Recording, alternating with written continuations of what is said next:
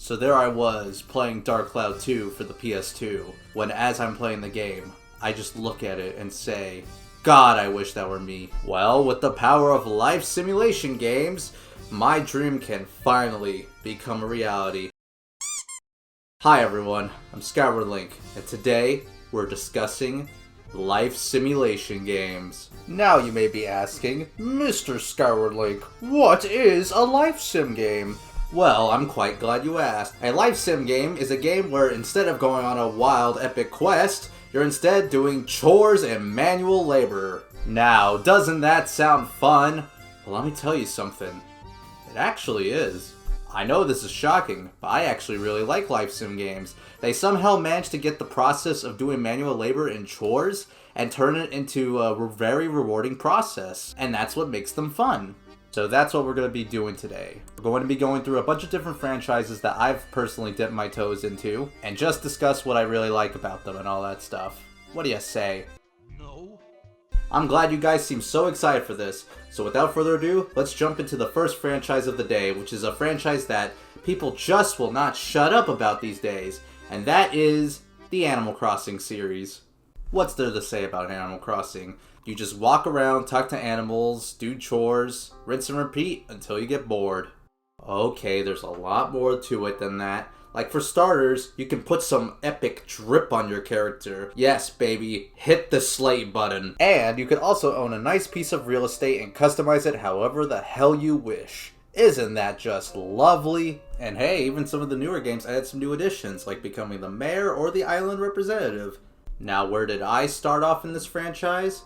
Why, I started with New Leaf, of course, because I'm a young lad and that was the newest game at the time. I was 9 years old, cut me some slack. And you know what? I got hooked. Like, really hooked. I spent hundreds of hours into the game. And heck, I even poured in lots and lots of time with my friends as well. And on that note, I gotta say, I was like a messiah to my friends because they would ask me about everything regarding the game. Guys, help. I gave Monty a diaper and now he doesn't like me anymore. What should I do? Caleb, what are your turnip prices? Caleb, can you help me beat the Great Deku Tree in Ocarina of Time, please? Bruh. Hey Caleb, have you heard the joke about how much I love the Egyptian cat girl? All jokes aside, I really do like these games. They're simple, intuitive, and very rewarding. Could I pick a favorite? Honestly, I'm not really sure. I do like them all a lot. Except you, Pocket Camp. You kinda smell. Now, I'm not even gonna count Happy Home Designer and Amiibo Festival. Those could be videos on their own separate time. And judging by how you guys are, I'm pretty sure you would want an Amiibo Festival video. Maybe someday. Maybe someday. But enough about the world of animals. Let's now transition into the world of me characters, because we're gonna talk about Tomodachi Life. You know, I honestly debated on whether or not I was gonna include this game on this video or not. But you know what? It's my video, and I can do whatever I want. I'd say it counts as a life sim game. In Tomodachi Life, instead of playing the role of someone who lives on the island, you get to play the role of God. Here, all your fan fictions can come true, like my friend Blake being friends with Chief Keef, and Knuckles dating Lil Yachty. I beg your pardon? And that's really all the game boils down to. You just watch your Mii characters go on their merry ways and do their own little shtick. And because of that, the novelty kind of wears out very quickly after like a week of playing. So with that being said, let's move on to the next topic, which is everyone's favorite type of gameplay, farming! And on that note, we're going to transition to the next game we're going to be talking about today, which is Stardew Valley. In Stardew Valley, you can do many things. Farm, mine, fish, and talk to people. Lots and lots of talking to people. One thing I like about Stardew Valley is that there's not really a sense of urgency in the game. Like, I mean, there are plenty of goals to go take care of throughout the game, but you can choose when to take care of them and how you want to take care of them whenever you want. The pace is up to you. Probably one of the most famous features when it comes to these types of games is that you can get married and have children. So Emily, you're gonna take my gems and you're gonna like it. I dug like 50 gazillion floors just to get that amethyst you love so much, so you better accept it and return those damn feelings to me. There's also a bunch of little events that you can participate in, like the flower dance. I asked Emily if she can be my dance partner, but she said no. So while she was dancing and having the time of her life, I just stood there looking like a dum-dum. I feel like that's where the magic of Stardew Valley comes in, from its simplicity. And, excuse me while I get a little sappy here for a moment. A good friend of mine actually convinced me to buy this game a few years back. And me, along with her and a good group of her friends, we got together and we had a little farm together. It was quite fun. Lots of memories made. Memories that I still look back fondly to this day. So to that friend, if you're watching this video, let's get the game back together. Let's start another farm. Let's start it over again. Let's play some Stardew later, shall we? Well, now we just have one last franchise to cover, and it's a pretty chunky one, I've got to say. And it might as well be the granddaddy of all life sims. Yes, ladies and gentlemen, we are talking about Harvest Moon. Also known as Story of Seasons these days, for reasons that could be their own separate video for another day, is essentially Stardew Valley, but primitive? Back in the day? The olden days? Basically Stardew before Stardew existed. Damn my stuttering. Now, because both games are very similar in gameplay and share a lot of the same features, I'm not going to get too in-depth into the games that I've played, because that'd just be redundant. So instead, we're just going to go through the games that I've played in the franchise and give my general thoughts on them. But man, this sounds like a lot of work. Maybe I ought to call some backup.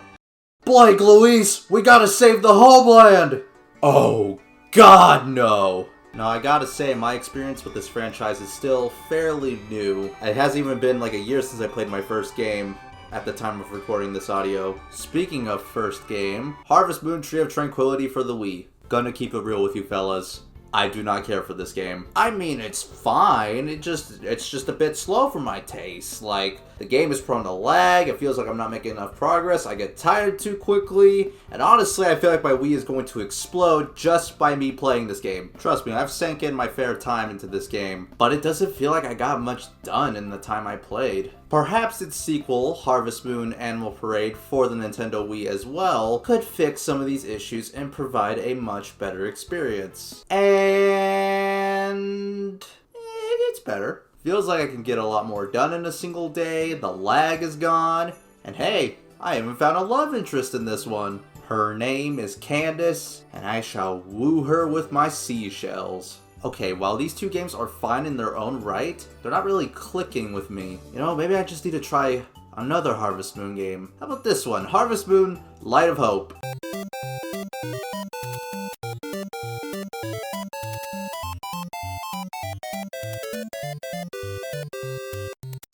Look, Pim, I know it's our job to help this guy and everything, but I think this guy's a lost cause. He's obviously made up his mind. Why don't we just cut our losses and get out of here? Yeah, no. That ain't happening. Man, I wish there was a Harvest Moon game that could apply to my tastes. Something that I could enjoy. Well, thankfully, I may have just the remedy for that. Harvest Moon, A Wonderful Life. Fellas, I think we found it. We found the Harvest Moon to end all Harvest Moons. Now, I know what you're asking. Skyward Link, how does this one differ from the rest of the games? Well, I'll tell you, it's just one simple thing that happens in our lives as well. Aging. Yes, this game takes life very literally, because as the game progresses and the years go on, the people around you age, and you yourself age. And while yes, you can get married like in other Harvest Moon games, the main emphasis is on your child. Watching your child grow and develop as the years go on is probably one of the most rewarding things I've ever seen in a video game. As for my wife of choice, I decided to go with Celia because I like her homeliness, and she just fits the total theme of the country life. And also she's pretty and cute. Fellas, I seem to have a type. The whole life aspect is probably what really keeps me engaged throughout the entire game. Especially now I'm at that age where soon I'm going to be heading out into the world, making my own decisions, and making something out of myself. And time won't stop for me to make that decision. Someday, I hope I can achieve something like that. Settling down, finding a wife, starting a family. One of my dreams is to become a father after all. Maybe I just want to pursue life's simple pleasures. Or maybe I just want to live a wonderful life.